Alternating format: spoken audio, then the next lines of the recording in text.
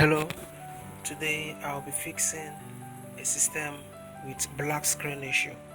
So once you put the system on, all the light comes on but nothing displays on the screen. This is a VGA processor, and this fix can work for pretty much any kind of laptops, a 3-in-1 desktop with VGA motherboards. So the problem is with the VGA processor, so I'm going to remove the heatsink and the cooling fan, which is covering the VGA processor, so that I can get access to it and work on them. So here is the heatsink, and then this is the cooling fan. I'll remove the cooling fan and the heatsink to be able to get access to the VGA. The VGA is very close to the processor, so first of all you remove the processor and then you work on the VGA. So this is my cooling fan now. I remove the cooling fan. Okay, I think there's one more screw remaining here. Okay, so I'm going to remove this screw and then the heatsink aside. You can see the heatsink. I'm going to put the heatsink aside and remove the main processor. That is the main processor there.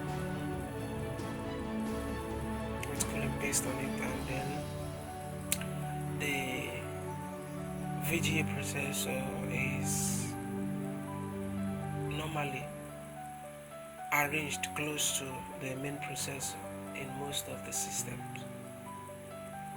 So you'll be needing a paste for this, a soldering paste, and be careful of other chips on the board in order not to tamper with them or damage them with the heat from the heat gun. So here's my paste.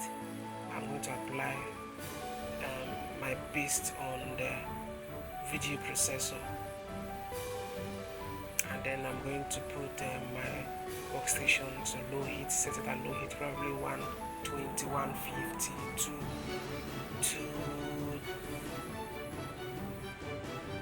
okay, I think I'm going to set this to 190 and slowly increase it if need be.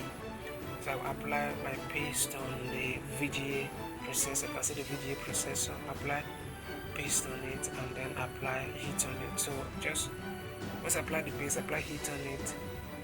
Steady heat for like 5 to 10 minutes, or 5 minutes, until you see bubbles start coming out under the processor chip.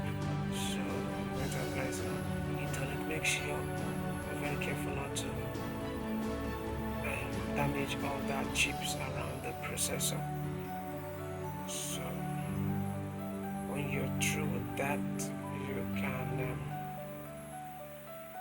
turn off your heat gun and